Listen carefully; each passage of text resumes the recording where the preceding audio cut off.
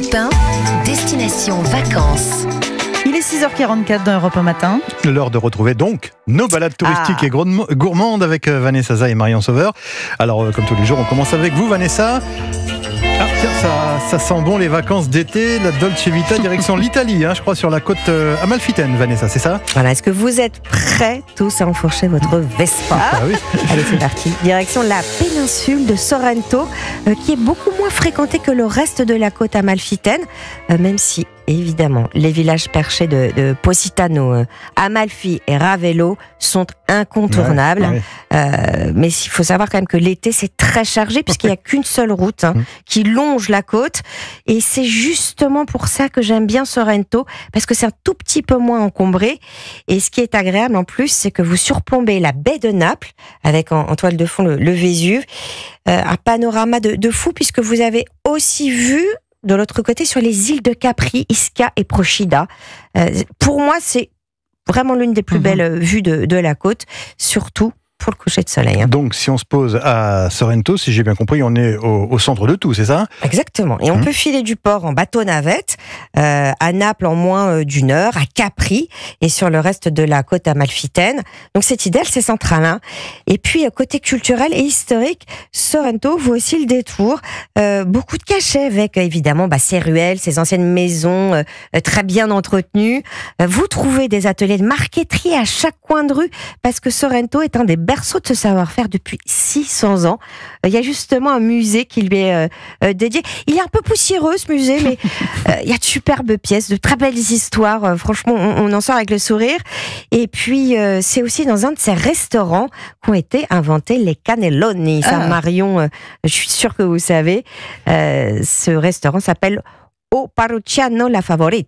Voilà, et l'endroit a un charme de fou, de la verdure. Vous pouvez dîner sous une immense pergola. Bon, bref, on y est déjà. Nous, on est dans nos studios, mais voilà, on a envie de soleil. C'est votre choix alors, Vanessa, pour s'arrêter dormir? C'est le mythique Grand Hôtel Excelsior Vittoria, tenu par la même famille depuis 1834. Ils fêtent donc leurs 190 ans d'existence.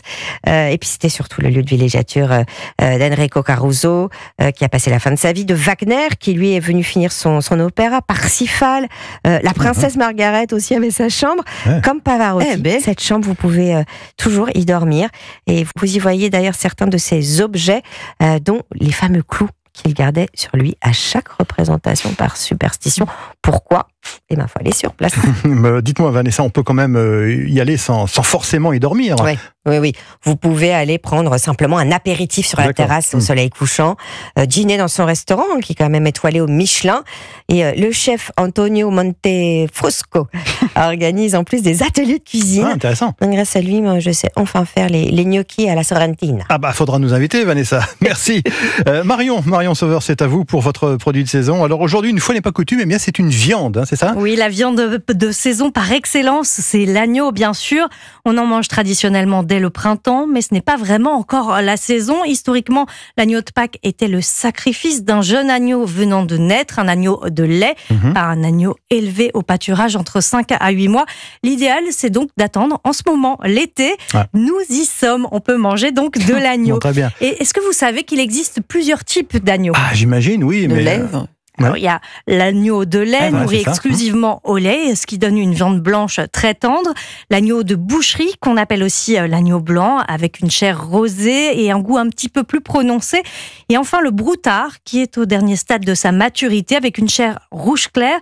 Il est ferme et il a un goût beaucoup plus affirmé. Alors, dites-nous, Marion, comment avez-vous envie de le cuisiner aujourd'hui, cet agneau? Tout simplement au barbecue. On le sort cet été, ce barbecue. On prend des petites côtelettes et on va faire une petite sauce pour les tremper dedans. On commence par mixer l'ail, les pistaches et la chapelure de pain. On badigeonne chaque côtelette de moutarde avant d'ajouter la mixture ail, pistache, chapelure. Un petit peu d'huile d'olive et vous l'entendez, on passe au barbecue. On pose les côtelettes sur la grille, 4 à 5 minutes de chaque côté.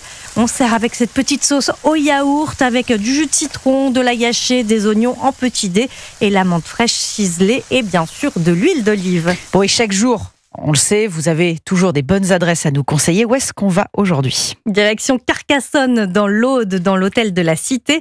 Le chef Jérôme Rillon propose une épaule confite pendant 7 heures, c'est bon, servie ça. avec une jolie chartreuse, réalisée avec des pâtes, garnie d'un mijoté de riz d'agneau et de poitrine d'agneau, de tomates et d'aubergines.